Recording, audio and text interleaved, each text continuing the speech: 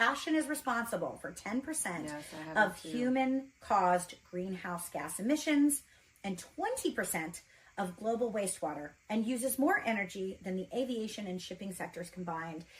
And this is a fact and a statistic that The Real pointed to a lot. It's something that I encourage you to look at every time you consign something. The Intentional Wardrobe Movement, TIWM, stands for T, take back your style.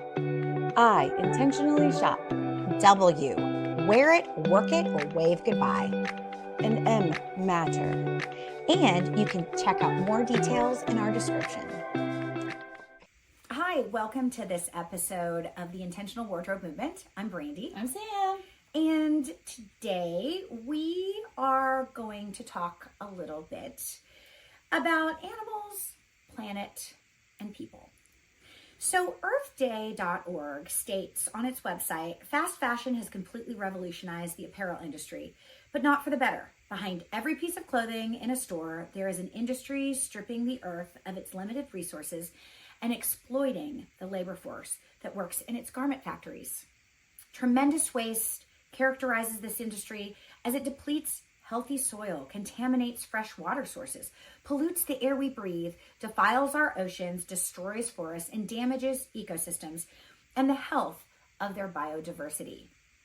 We all know that there's a need to change our behavior when it comes to fashion, but today we will look at which area of sustainability should get our attention first. Animals, planet, or people? Which area should gain our focus right now, and which is more important to move the needle for sustainability? We will both examine each of these three important areas impacted by fast fashion, asking the questions, why are each of these areas important to consider? Admit which ones we practice most, and if at all, during our daily life, and should there be a change in how we think about this every time we go and make a purchase?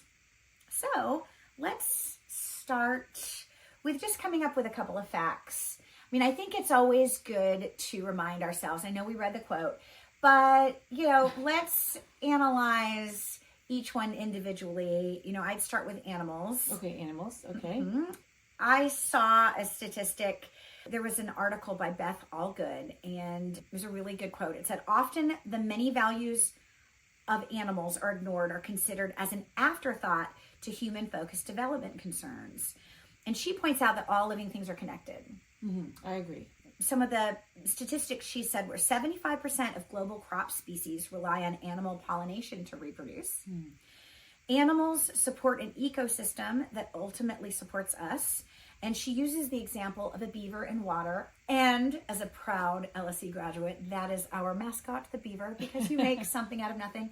But she talks a lot about how ecosystems are important for us to keep those animals around. And that's something that connects us all, right? Right. I agree. True. We're all connected. The International Fund for Animal Welfare takes it one step further and actually says that we aren't just connected, but animals are the key to human development. That's a pretty huge statement. And they say that animals need a seat at our table. So, when we're talking about animals, I guess, have you thought a lot about how animals fit into your sustainable practices when it comes to fashion? Yes and no. I mean, so there's a lot of brands that are basically being leaders in the industry as far as animal rights, which is amazing. And it actually causes me and maybe other people to think, okay, well, maybe I should consider this. People who are using fur and leather and things like that. I do understand the use of not using furs, just because the animals that are raised specifically for fur are not basically treated very well. I do have some vintage pieces that were given to me that have fur on them already. But it's hard because if you see a person on the street, you don't know if they have that because they bought it, or they have it because it's vintage, or like is what it red paint time? Right? Like you really I hear, especially for somebody who practices sustainable purchasing like ourselves, we are certainly conscious of these things, but we're also looking at what's on hand when we're going resale shopping. Right. So, and then like that's the thing. So with leather, I feel like that's a whole different thing, because I have a lot of shoes that are made out of leather. It is like a very durable material. Now there are certain brands that are getting their leather in a more sustainable way. Like, for example, if an animal is being used for food, then they're using the scraps that they throw away with the hide as like they're using that for leather. So all pieces are being used. So in a way, it's almost like zero waste, if you can think of that for an animal. Zero waste. Well, I laugh because my husband eats no meat. I know. So I'm like, so it depends on like what like, because if you're hunting, a long time ago. And it is true. So when I'm going to fess up. So my father was a herpetologist and a field researcher who at your alma mater, Texas A&M, and worked for years on research to, how he did some research on how, climate change and deforestation and these things impacted the populations of snakes, because he was a herp guy. And so, I would go along sometimes when UT and A&M had been doing this study for like 60 years, and I would go camp, and you'd you use your GPS, and this was in the olden days when we had to use like a big satellite to figure out where you don't move them because they had survived, and you do all of these studies. And he used to hunt, yes, an animal researcher who believed in the lives of animals would hunt, but he would say same thing to what you're saying about the fur farm, not so good, but when you're talking about using responsible leather, if there's such a thing, depending on your belief on this, but he said if you're going to go kill a deer, you're going to use every part of the deer. Every part. You're going to use the bones, you're going to use the meat, you're going to use the skin, the hide. So, there's certainly a belief in the circularity of if you're going to take an animal, then you are going to make use of everything. Right. Like, I guess if you look at how things were practiced a long time ago, it was more that way versus. Right. But I would also argue, go back to that paleo diet opportunity where you're not eating meat 27 times a day, right? So kill that bear or whatever, and then you would eat that bear over a long period of time, right? And then you would find uses for that in many different ways. But yeah, it's this is a tough one, and I wanted to start with animals. Well, and then also, I mean, like the quote you said, it makes sense because like we have Ford because we had horse-drawn carts, and they wanted it faster. So he didn't make a faster horse-drawn cart. He made a car. So I'm like, they did help us develop in so many different ways. It did, and it is an interesting because I think that quote just spoke to me because it is sort of an afterthought. I mean, it's less of an afterthought in my family, I think, because there's a constant conversation of like, oh, well, what is we don't eat a lot of meat at our house, because obviously it's not something that everyone eats. So there really always is, we're heavy on the vegetables, or I think a lot about it because when I married my husband, I had lived in New York. I walked everywhere, and fur was the only thing that was going to cut that wind, because when you're in New York City, it's like a wind tunnel.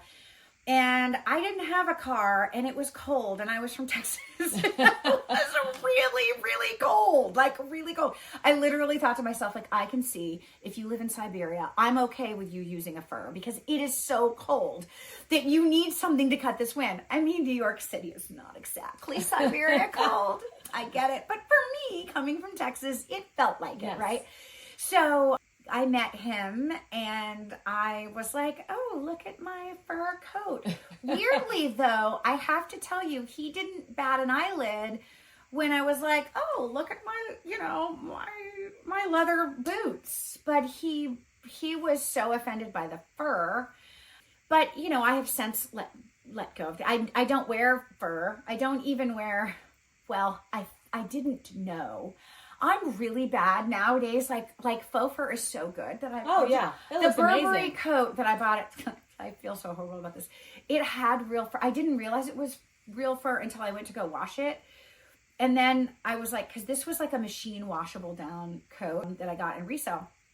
And then I was going to throw the whole thing in. And then I was like, oh, I should probably read the tag to make sure. And then I was like, oh no. So what I did was I forgot to take it off the coat, like after I put it back together. And then we were going to Europe. And I thought, oh my gosh, my husband's going to have a heart attack if he leans over for a cuddle and like gets fur in his face. So I like put it in my pocket, and I literally didn't wear the fur piece because I was around my husband. I felt horrible. But again, it was in resale. So and I really didn't, I probably should have looked, and I probably shouldn't have bought the coat because it had fur. But there's so many levels of this animal. Yes, I guess because there's a lot of levels to this. That's in your household. But I mean, technically, it was already done. So you didn't purchase it. And it was in resale. Yeah, and so that's why I was like, I feel like it's so hard whenever you're in that situation, right? Yeah, I think that's a good example of, let's realistically talk about how much are we putting animal welfare and well-being at the top of our list when we're shopping. I'm going to raise my hand first and foremost, and shame on me. I am not putting it up there. I didn't look at that tag to see if that jacket had fur until it came time to like disassemble the coat and throw it in the washing machine. And then I was like, oh, that just goes to show you, where did that go in my mind? Was I was so proud of myself that I was shopping resale. Look at me. Woohoo. Pat myself in the back. That the whole concept of animal welfare did not play into that purchase at all. Well, but that's the thing. So I think it depends on how you look at it. It's all the perspective, because technically you bought resale. That's a plus. It was already done. I mean, so plus or minus. But if you wearing fur, like real fur, symbolizes something in your family, then that's where there's an issue. Because because some people, like, they're like, give me all the fur. Give me all. Yeah, so it's like, it's true. Although I think for realistically, like no fur. We shouldn't be in Texas, supporting. It's true. It's true. And but it is really interesting, because where do you draw the line, right? Like, oh, it's just one tree that we're killing. It's just one whale. It's just one ocean. It's just one, black rhino that's going to go extinct, right? Oh yeah. I'm telling you, I do think of it, but it is interesting to me that my husband draws this hard and fast rule with like no fur. But then I come home, with a leather belt. I mean, yes, I have lots of vegan. I do actually, good quality vegan leather is great. Bad quality vegan leather is doing no one any positive. Like, really and truly, that stuff will just break down immediately. So you really do. Yeah. So it will melt. It will melt on you. So you really do want to make sure that if you are investing in vegan leather, that you're buying quality. And there are a couple of brands that I just really like their vegan leather, so I stick with them. But I don't know, this animal thing, it's a really hard one for me to see, because I will buy leather.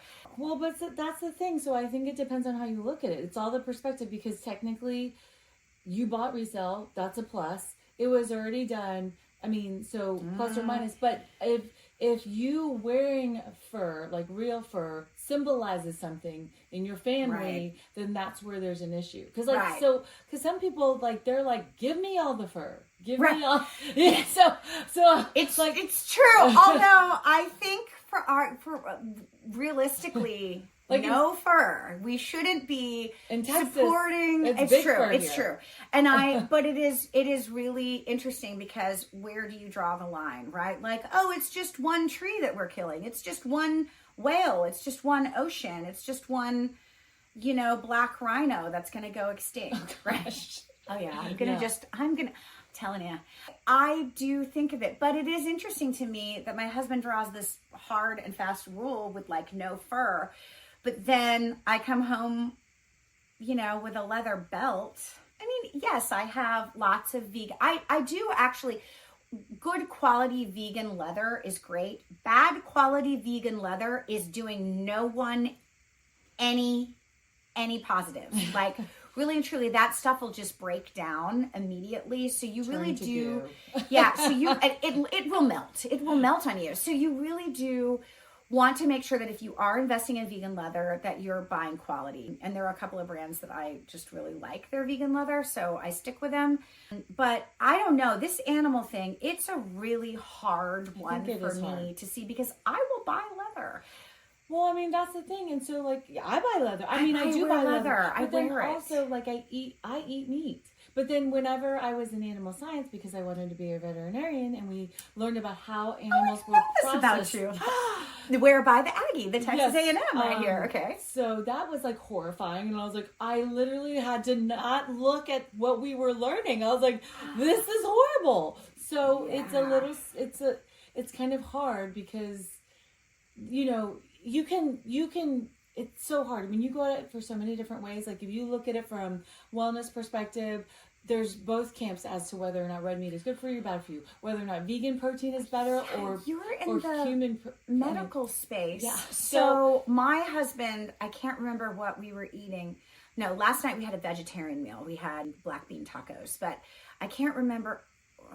We were somewhere, and the question that I have for you is, my husband always cites that there are hard and fast instances of scientific studies stating that red meat will give you cancer. He says that all the time.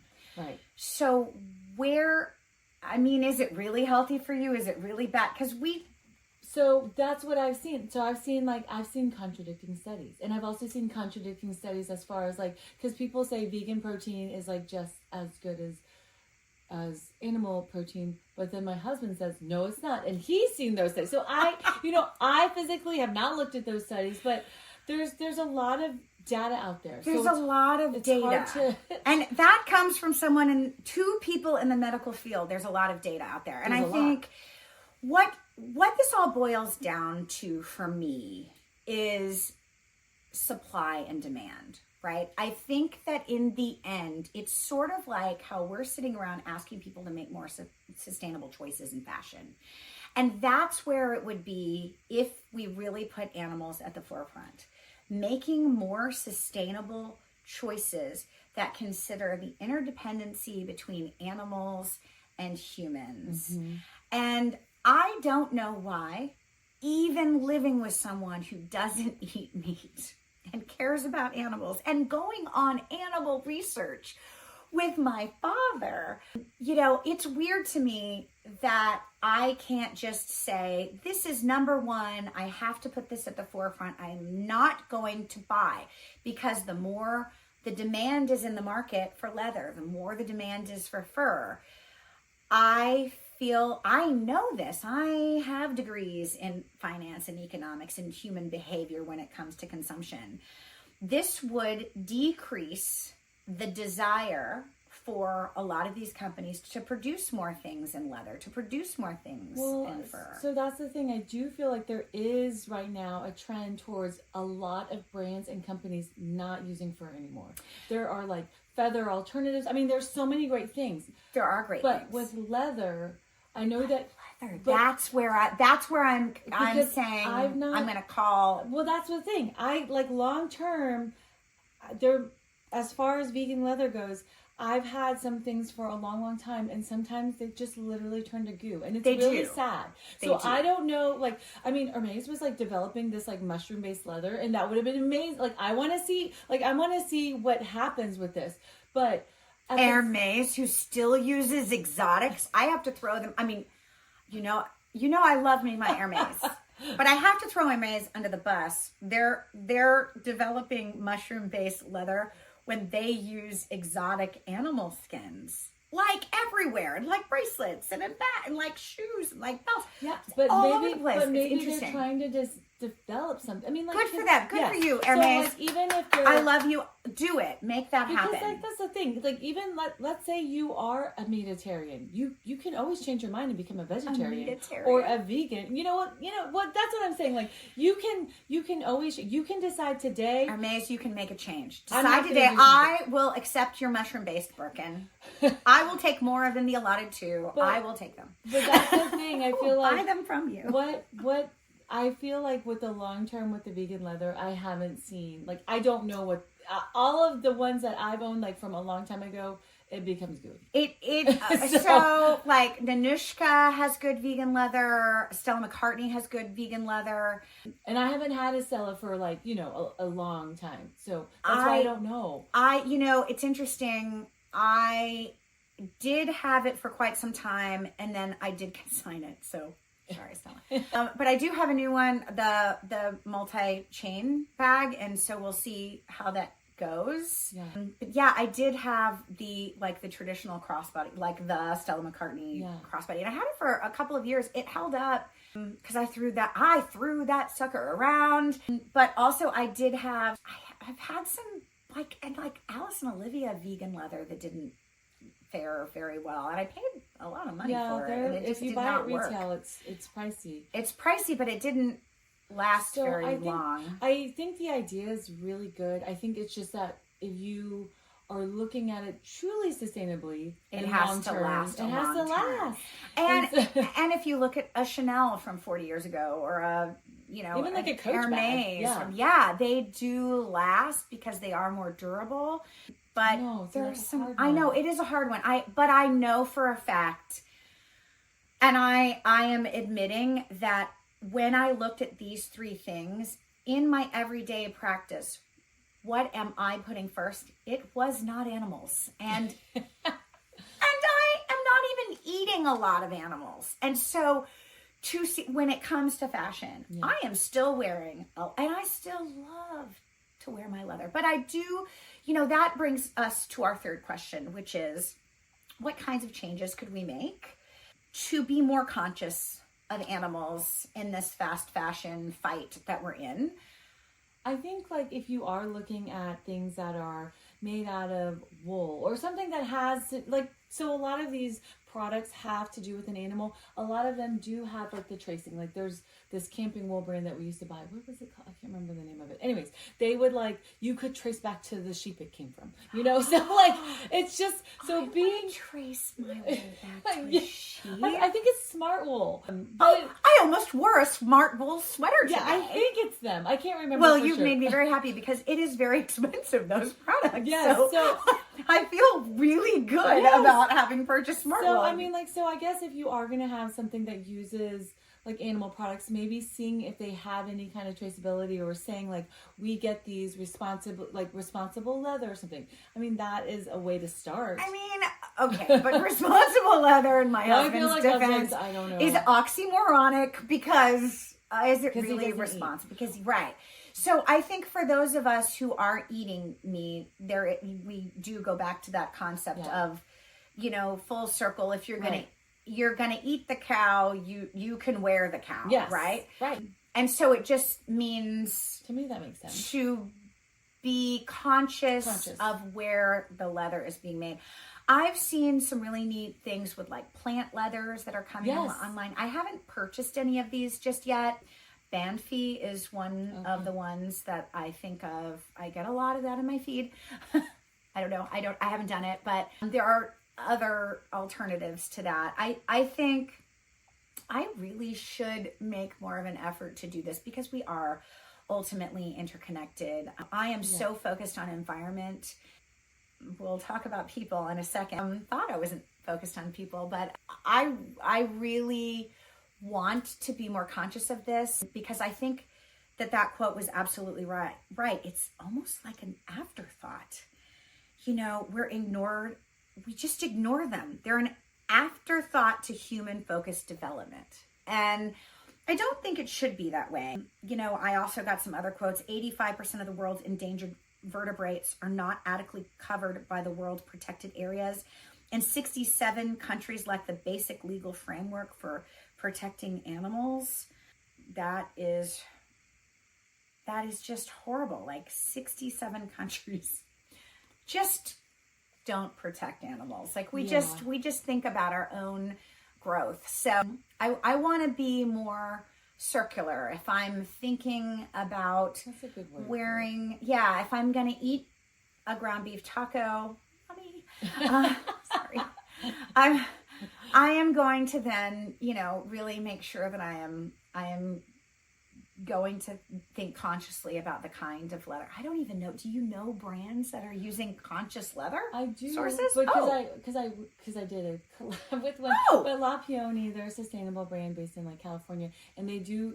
We were talking to them because they made this dress, and some of their pieces have like shapewear in them. This dress didn't because it's a dress, but you can wear it as like a long hoodie cardigan, and it has leather on it. So they talked about like how they ethically sourced it. So that's the reason why I know brands do that.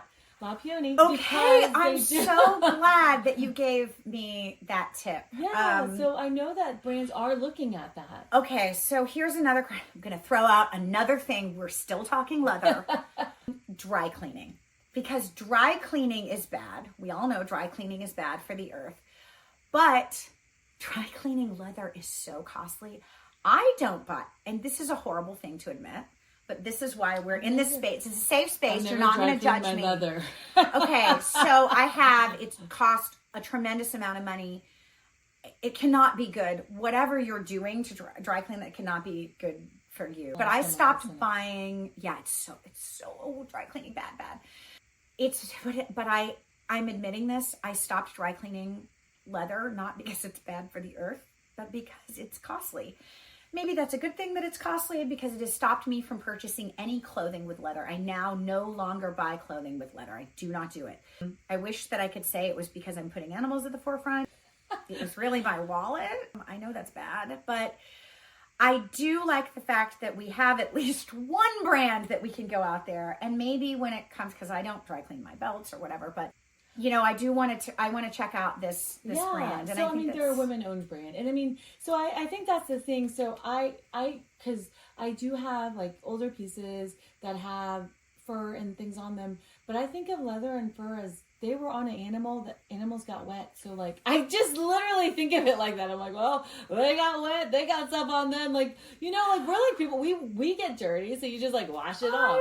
I don't know. That's how I think. The wipe. Yeah, that's what I do. I've never dry cleaned any of my leather stuff. So I'm like, maybe it's really gross. I don't know. But a little wipe. Okay, wipe it down. Wipe it down. I was like, they get wet. Like our dogs get wet. So it's. Yes, and then crawled in bed this morning, full on wetness, licking me in the face. So yeah, it's true. I mean, I cuddle with that dog on my pillow, and he's getting groomed every 4 weeks. So that's true. But I am a bit of a germaphobe. We all know yes, this. I know, but I understand that. I do understand. So yeah, I've cut it out of my practice of in clothing. Yeah. But I have actually been thinking, because we all know that I'm on a constant journey for the belt. I lost another size for the jeans, and so I was like, ooh, because this has been a constant like post surgery bed rest. I've been like trying to get rid of all that weight, and that could go back my normal size, healthy size. I have actually been considering trying to find a vegan leather belt. So I'm going to see how that goes. I will let everybody know what brand I end up going with. But I think that is going to be my takeaway. Like, what could I do differently? I think in my quest for belts, I normally buy belts in resale, but I will have to go retail for this one. I've been sort of on the fence of like, do I just do it or just find another belt? I've had a hard time finding. I mean, I'm not a weird size. I'm just not super thin, or not super thin. I'm just sort of. So I've been having a hard time finding belts in resale. So I think if I'm going to go full, like that's what I'm going to do to put animals the next like time. If you purchase like at a retail place. Yeah, I'm going to be uber conscious about trying to go vegan leather. I'll look at our I don't think they have accessories. They just have like clothing. Okay. And they have a very select few clothing. Like it's like maybe maybe less than 10. Okay. Okay, I'm excited. You heard it first here. So, but that's a good one, I feel like. Yeah, so I think I'm going to go in that direction because it's on my list of mindful, intentional shopping. And I think after this conversation, I just feel like I need to make more of an effort to put animals at the forefront. What are you going to do? I in your guess behavior? I will think about, well, the most thing, I don't really buy, well, I bought leather resale, but I was like, the things that I buy that are leather are shoes.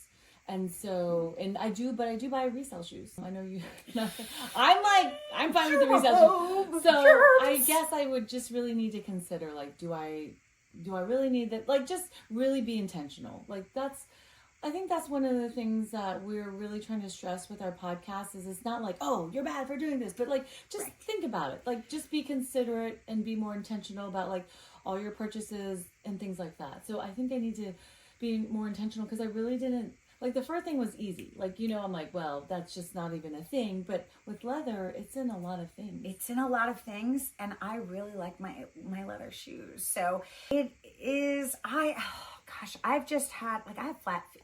Y'all, I have some flat feet. And comfortable shoes are so important to me. Yes, they are.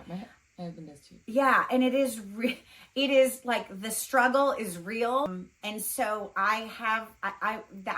if you ask me, what do I spend the most amount of money on? It is handbags, just because I love them so much, but also because I genuinely have a love affair with handbags. They are my spirit animal. But it's shoes, and it is for function. It is because I genuinely do struggle with like being so uncomfortable while standing and walking. Mm-hmm. Now, living in Texas, where I drive around in my electric vehicle, everybody 100% electric, but I don't walk and stand as much as I used to when I was living in, New York and London, where I was walking all the time. But I learned early on that a good pair of leather boots is an invaluable staple in your wardrobe. I would also get them resold, so I wouldn't be repurchasing. Once I broke a good pair of Chanel boots in, and I would wear those suckers, and I would just get them resold. So a lot of like higher quality brands are made to where you can resole them. Yes, so definitely, I am doing those things, and that I'm not trying to actively. I don't actually have a lot of shoes. My mother is a big shoe person, and so I know the contrast of what can be a lot of shoes. So I'm pretty good about just keeping the ones that I know work for me and, moving on from there. But they are leather, so. I have a lot of shoes and handbags. That's all I'm going to say. Who doesn't love the shoes? Okay, well, let's talk a little bit about the environment. Where do you feel you are most persuaded by facts about the environment to keep those top of mind? You know what? I think I do a good job at looking at brands who keep the environment in mind and being sustainable. However, I feel like where I lack is where when we are ordering something that the kids need or whatever from Amazon, like I'm not taking into account like there is all of that manpower and gasoline, whatever, being used to like ship it, all the stuff. So like although with Amazon, there are 400 warehouses within 2 miles of our home, and I do see the Amazon electric. They buses. have electric vehicles. So now. I don't know. I actually don't. I don't order from Amazon. I actually try not to. So that's good though. I just question where it comes from in the end. And so for me, I try to stay away from that, even for like kid stuff. And I am really, I didn't even realize this, but I am super focused on the environment. That's good. In my purchasing. My kid's tennis bag is made, I searched for a tennis bag made with like reusable materials. There were so many things that I didn't realize. I buy Patagonia coats for my children, and then I have them, the zippers fits, I have them just fixed. As they grow out of them, I still repair, and I won't repair those Golden Goose for some reason, but I do repair because it's just not convenient. Patagonia, you actually pay to repair it, and I will pay. Nice. I'll hand it down to my other one, and then when that's done, I'll repair it if there's anything that needs repaired for some reason. So I do focus, but weirdly, it is 1,000% environment for me. And I didn't even realize that until we sat down to analyze our behavior in this respect. Yeah, mine is I guess very very opposite because it is. But even on Amazon, I do try to, they have like small businesses. They'll notate when it's small businesses. See, I don't even know these things. Because she doesn't order. I don't order. But I do know people who try not to order from them. So, I mean, I understand that like there's a thought behind Amazon not necessarily being good for the environment just because of all the people, but they do employ people, you know, so like. They do employ people. I mean, and you know, I'm a big fan of local employment and those things are important. Yeah, as far as like. I think for me, I guess I'm just leery of where the stuff is coming from. Is it really from the brands? You know, I'm apparently a conspiracy theorist when it comes to products that are listed on Amazon. Who knew? That just came out. I don't know. I have always tried. I think it's because it's a platform of so much fast fashion. It turns me off in terms of supporting that side of the business. I think it's too quick and it's too easy for people to just buy fast fashion from Amazon. Maybe we need to charge more. Amazon, business idea.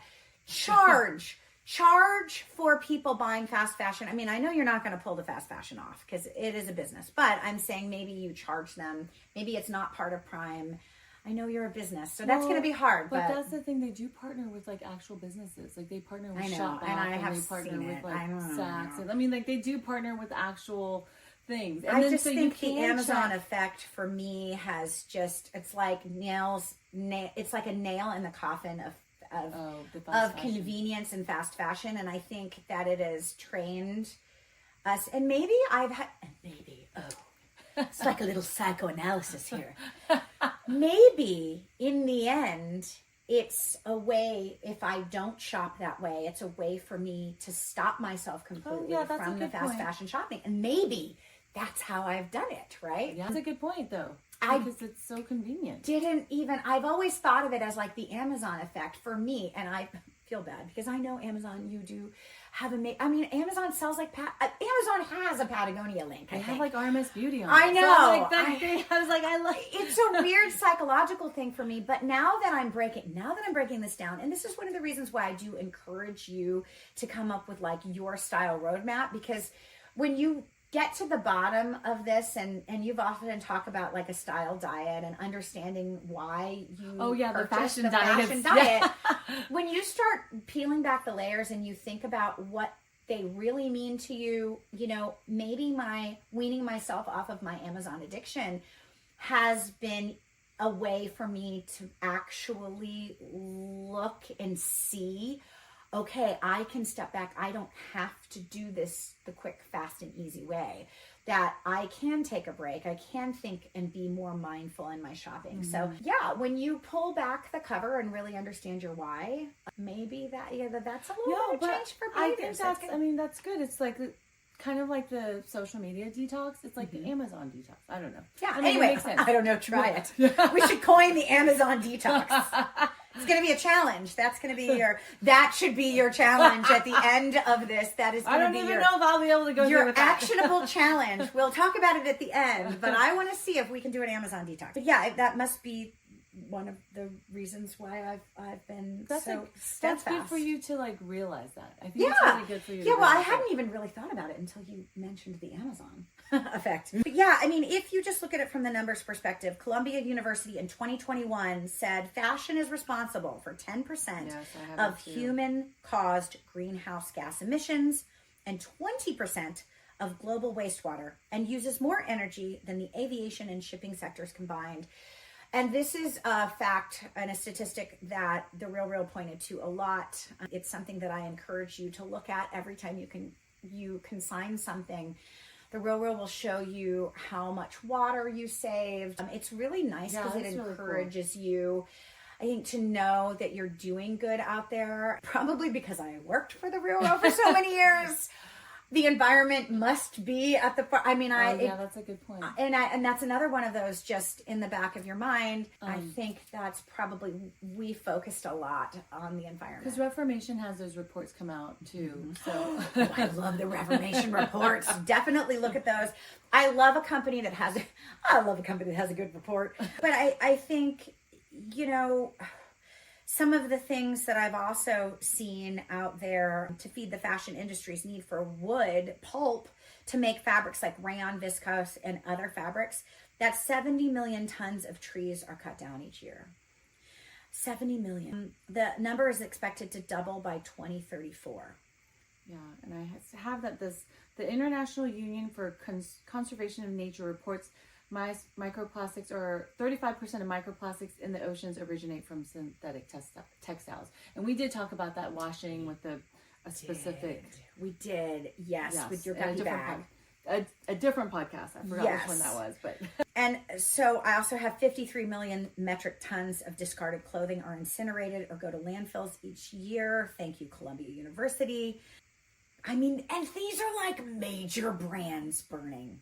I know we've talked about the Burberry, but at the Clothes Horse Anonymous event the other night, one of the patrons was telling me there's another show out there. It is not the Brandy Hellville one. It is another one, and it talks about major brands, like major luxury fashion brands, just burning all this product.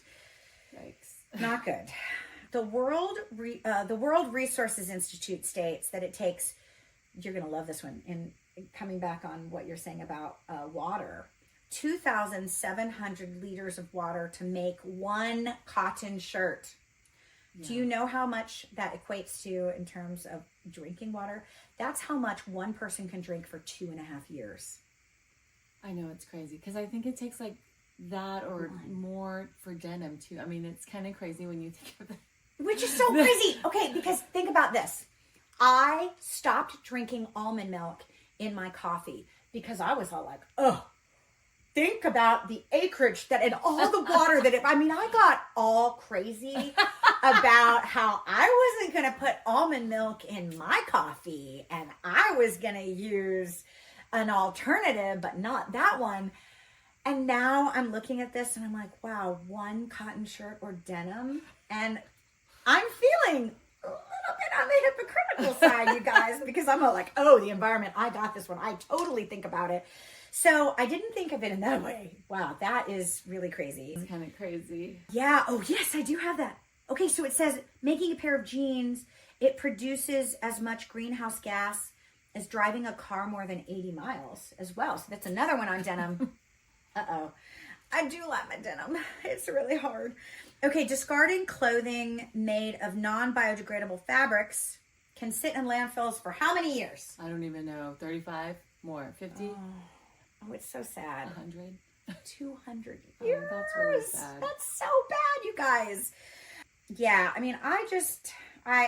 So we just need to be more conscious of what we're doing and more intentional. This is what we're saying by listing all these stats. Absolutely. And I would say that I do make a big effort to find brands that are making change and strides when it comes to the environment. But here are, out of all of these things, I know I threw a lot of negative facts at you, but I also wanted to make sure that we could feel positive about some small changes that we could make when we're selecting and buying clothing out there. According to Qantas International in 2018, they found 3 main drivers of global pollution. So I would turn this around, and instead of saying that they're drivers, I would say when we purchase, let's be more conscious of how we purchase these kinds of things. And they're saying dyeing, yarn prep, and fiber production. So if we can just be, I know they're contributing negatively to the environment, but if we can just say, hey, you know what? I'm going to be conscious of what kind of yarn, what kind of material my sweater's going to have, right? That is a major way of just making a small behavioral change. Yes. And fiber production too. How fibers are made, like you were saying about the denim. That's a really great, or the cotton shirt. Although I have to say I really like cotton, so I'm like having major struggles with that. But if I, make sure to only buy cotton and resale, maybe that's a better alternative to me because I am a cotton kind of gal. I love cotton. Yeah, and it really cotton is. Farmers in Texas. Yeah, cotton is a great thing, but I can see where it can also, be a problematic from a water perspective. So yeah, I think I'm going to think about dyeing. I think when my family went to Laos in 2019, we actually went to this amazing place, and you can buy textiles from them. So I'm going to give them a little plug here. So Okpak Tok means east meets west in Lao. Oh, that's fun. Yeah, and it's actually it's women, local artisans. It's a really great area. But we learned about dyeing yarn, and the kids got to literally go out. Well, we all did. Depending on our colors, we went and we foraged.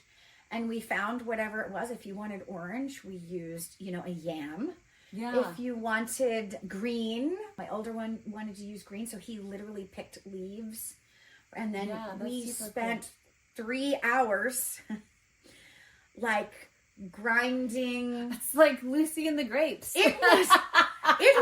It's a labor of love getting color. So every time you wear color, make sure that you are very in love with what you have. But I think that by going through this process at Okpak Tok, I can see that dyeing, like not dyeing things with chemicals. There's some really neat brands out there. There's some LA brands. I can't remember. It's like Veggies or something where they use vegetable dyes.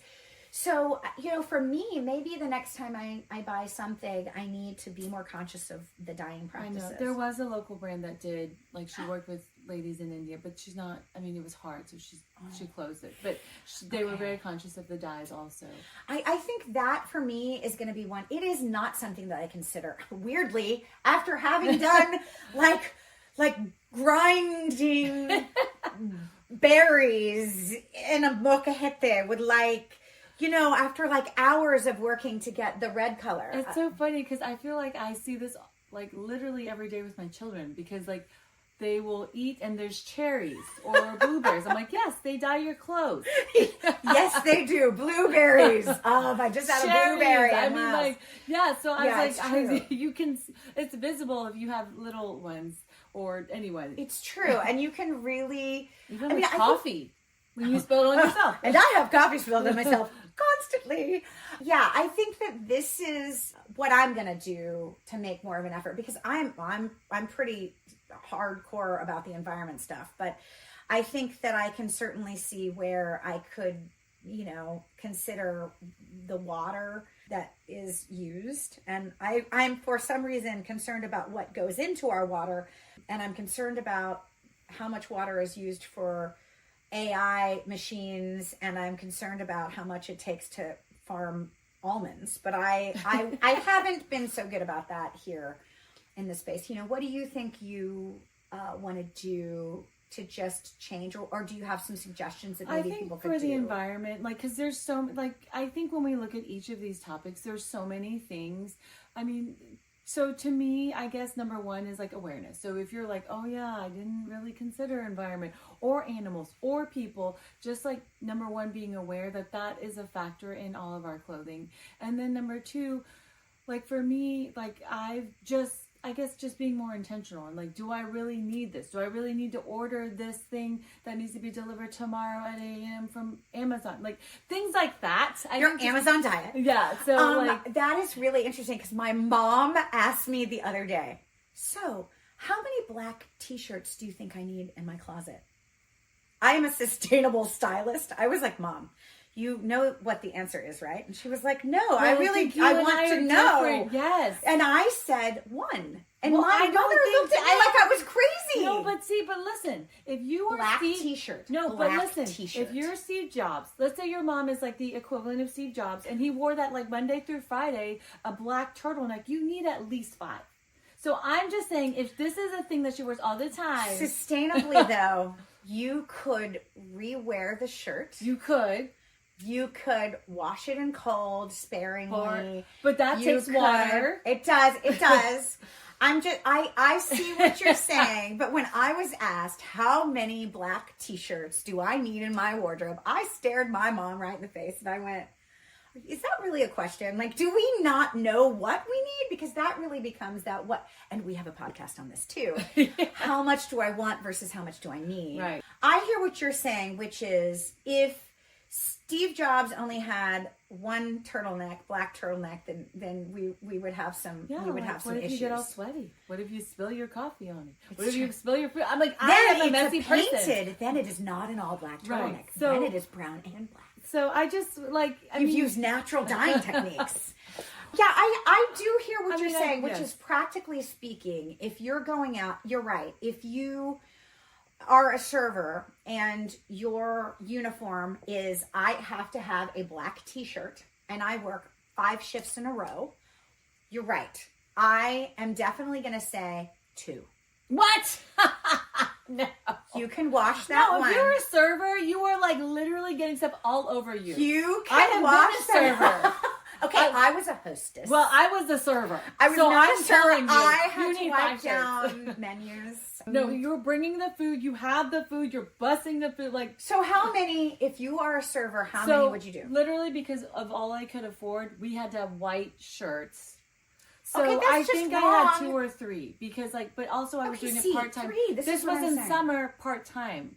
So like, you weren't doing like 5 shifts. So in a if row. I did 5 shirts, I would have 5 shirts because like you were every day, those things needed to be washed. Well, They and were this is disgusting. the reason why when we say capsule, it's very difficult to say a capsule is a capsule. When I go and I see Blue Salt's capsule, as lovely as it is, if you are a server every day and work 5 days in a row, then you probably need to amend what's in But that Blue wardrobe. Salt stuff is really pretty. But at the same I time, do love you no, so but much, at the Blue same Salt. time, I was a little disappointed because I got something and it's like it's a beautiful material. It's super soft and cozy, but it's a lot less dressier based on the silhouette. Like I bought these pieces and I'm like, this is basically like I'm wearing a sweatshirt dress, which is fine. But if you're Yes. actually trying to dress up, that material, it is. Anyway, so it is. that's a whole different thing. That's our capsule to capsule or not to capsule, which you should also listen to on the podcast. It's true. And I think I actually have very different, we've discussed this in our capsule. We have different capsules per areas of our And it lives. depends on your style blueprint, like you talk about, or my Yes. style identity, like Yeah. how you're dressing. So it's all dependent. But for me, that I was a little disappointed It was because it didn't too- work. Yeah, So too because casual. and I learned this term at our Close Host Anonymous event, but because Samantha is very much a Starbucks sequence follower, which I did not know what that meant. Samantha, can you all share with us Yes, what that because means? Ken Downing from Neiman Marcus, while he was there, he talked about Starbucks sequins. So, like, if you have sequins, why not wear them? Why not wear them to Starbucks? Like, because if you have them in your closet, you should wear them. Or evoke a coffee. I mean, I was like, yes and yes. I agree with that. So I think the difference there is whereas I was, because Blue Salt is an LA based or California based brand, right? Yes, they are. So I having think lived in Laguna Southern or California, Newport, yes. having lived in Southern California, coming from New York, And where they're more it's very casual. It's a very different I like to be style. dressed up. We have the Starbucks sequence going on over here, and then we have I did live in LA, so I totally understand it. So one of my like casual capsules, it is more of that like casual, and that's okay. athleisure wear kind of feel. But I hear what you're saying is that the material is not. It's a beautiful material. It is. It and lends it is to being a more good, casual. Yes. So anyway, if you want to check it out and you're more like West Coast, Southern California vibe. If you're you might more really like it. relaxed and cozy, that is all your If vibes. you are needing like hot pink If you need Starbucks sequins, leather maybe that's not for you. jacket with some Swarovski crystals all over it, then you probably you're gonna use that sparingly. Okay, but So we that's what I should. have to say. we Let's should get back move on on to people. Yes. Okay, so let's talk about people. So, people should be important, the most important. What is your take on that? So they should be. There's like so unfortunately Should be. a lot of these the facts I have are like very negative things, like on how animals are treated, how the planet is treated, how people are treated. And it's actually kind of sad because, you know, like she first stated in that quote, we're all connected. We're all Like connected. people, animals, the plant, we're all connected. We're all living on this earth together. And so people should be really important. And so that's why, but I think that if you're a person who doesn't know, like if you're not aware of certain things, you're maybe not aware of how certain people are being treated who work in certain factories of certain fashion companies. Okay, I totally agree with you. And what I realized, another confession, what I realized was, how could people not be something that I put in the forefront? And I got a little like, oh my gosh, like there was a moment where I am so self-aware and I'm so about sustainability. And then I realized, wow, this is not even like about sustainability. This is about being a human being. Yeah, like being a person. Being a person. And so I think you're right. And I got a quote, thank you, Columbia University again, of the 75 million factory workers around the world, it's estimated that only 2% earn a living wage. You know, and my grandfather used to work at a factory. I don't know if it was, I think it was though in New York, or I think it was in New York when he moved from China. So it was different. But I mean, I know that it's just like hard working conditions. It's hard working conditions. In 2018, U.S. Department of Labor reported that they found evidence of forced and child labor in the fashion industry. Evidence. In Argentina, Bangladesh, Brazil, China, India, Indonesia, Philippines, Turkey, Vietnam, and others. You know, they stated rapid production means that sales and profits, you know, they basically, you know, they're basically coming above human welfare. And so, I mean, it's the U.S. Department of Labor. I was like, that's a pretty strong, it wasn't like a blog. It wasn't like an online, it wasn't even a media source. It was so real. And I know that it's difficult to really understand because a lot of times the brands, and you'll see it on the website, it's like, oh, you know, we want it to be good, and they make a statement, and it is that lip service, but the reality is it's very hard to connect with the 5,000 different moving parts that are going into that one blazer, right? Which was purchased at the Real, so it was resale. So I'm not throwing her under the bus, but I am saying it is difficult. And as a business owner, I was writing this before I went with my husband to Costa Rica. He is in coffee. And I know that I want to buy non-fast fashion. And I know that fashion industry is, you know, doing bad things to people.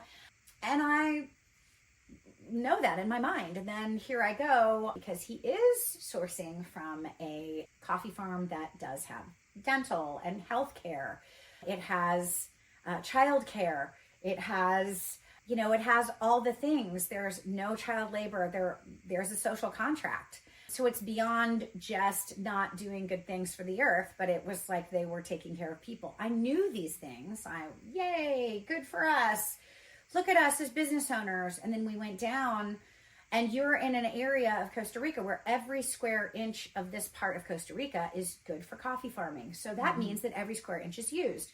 Once you leave the farm that you're on, that's like sustainable and good for people, and you leave, you see on a public road, you see children, actual like 4 and 5-year-old unclothed children, no clothing, picking coffee cherries on the side of the road. And there was just a moment where I was like, yeah, of course, we don't work with those. We don't work with those farms. So, you know, in my mind, I was like, yeah, but when I actually saw it, I was like, why don't they have, they were unclothed. And I was told, we went back to the farm after being off property, and they said, oh, well, because a lot of these migrant farm workers that are coming from other Central American countries, they do arrive with no clothing. Yeah, it's in different countries. There's a huge discrepancy in a lot of things. Like, because I've gone on mission trips, and like people will walk from miles to go see a doctor, like with no shoes on. I mean, in a different country, it's just, we're very lucky to have everything we have here. We are so lucky. And it really made me come back and think to myself, why, when I sat down to write this, was this not the only thing that came to mind where I could sit in front of you all and say, people are the priority? Because they're people, not because I want to act sustainably, but just because we are all human beings. Yeah. And actually, I encourage you, if you do have children, even if you don't have children, I want you to go see this book. A friend of mine, a very good friend of mine from graduate school, she still works at Amnesty International. When my first child was born, she sent a book called We Are All Born Free, The Universal Declaration of Human Rights in Pictures. And it is such a beautiful book that I read to both of my babies, but also that I sat down and read when I got back from Costa Rica to remind myself that I am putting people and the treatment of people, I need to put that at the forefront every time I think about purchasing something that goes on my body, because, you know, we're all people. And a couple of just the things that it says in this book, just so you can, we all have the right to rest from work and relax. Everyone has the right to be protected from the law and live in freedom and safety. We are all born free and equal. We should all be treated the same way. These rights belong to everybody, whatever our differences. This was created in 1948. The Universal Declaration of Human Rights was signed right after the completion of World War II. And really just to remind us all, and it's a really beautiful, and it is a children's book. So yeah, it's like so cute. I just pulled it's it really up. cute, and it's like so don't be, it's not like gore and guts. It's just really sweet, and it reminds us. And as an adult, I am not a child, but I needed to remind myself of just how important it is. But I think we all sometimes need a reminder, not just you, like all of us, because we are currently in our own lives with our families or with our work or whatever, and so we're in this little bubble of life, and sometimes we need to just be reminded by having people tell us, or just like remind us, share with us, like, hey, there's other people out there who are not in the same position, or just and it really, I mean, definitely, I'm a human being. I am tempted by fast fashion just for the sake of, if I spent too much of my budget that month on something else and I really did want XYZ that was trendy. I mean, this is one of those moments where you're like, oh, you know what? This is a good reason. A person, just humans. Just because, like you're humans. supporting the people who maybe don't treat the humans like in the best way. And a majority of the workers in the fashion industry are women. So it could even be argued that, this is really just part of supporting your fellow women out there who are doing all the things and just trying to support their children, just like most of us. So yeah, I am definitely rethinking my plight. And like I said, I worked in the resale industry for a lot of years. And because it is so focused on the environment, married to a vegetarian, I don't eat a lot of meat. And so those things were so at the forefront. And then I roll in and I'm like, wow, this is just about supporting others. So yeah, no, I mean, that's good. Like, that's good. Cause I think for me, it's easy to be honestly, quote, stuck under a rock because I'm busy like raising my children and whatever. And so like these really important and powerful like topics don't like come to my mind, because I don't know about you, but I on purpose don't watch the news because a lot of times it's like very depressing. And so there's a lot of information out there. I don't know what's happening. Like there's just, it's true. I think I read Vogue Business. I mean, I read a lot of fashion news. Yeah, I do read fashion stuff. Yeah. But I think, so I feel like for us to talk about these like really important, like powerful topics is good, because like that's not something I normally like gravitate towards talking about. Oh no. And even when I do think about, it's so weird because in my mind, before I was like visually faced with seeing child labor happening with naked small children on the side of a main highway, I had thought of it as like, oh, living wage.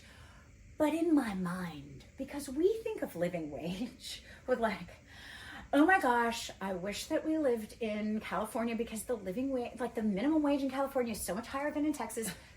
That's how I thought of living wage. Like, oh, instead of, $10.61, it's $22 or whatever. No, this is not $22. This is like food for your family, and it is very different. And so I think sometimes I see the word living wage and it doesn't really sink in. So yeah, I want that out of all of the things, I do want to tweak some things, but I think out of everything, and it's just not because I want to be more sustainable in my fashion. I want to treat others with that basic, just like we were talking about in the basic human rights, everybody deserves the golden rule. Yeah. Treat others how you want to be treated. Absolutely. And so in that vein, I'm gonna maybe suck it up a little bit more, maybe not buy that trendy piece on the fast fashion train, just because I'm just gonna be a little bit more conscious about other human beings, and that things are costly. Gosh, I know, I go buy those eggs and I'm like, what?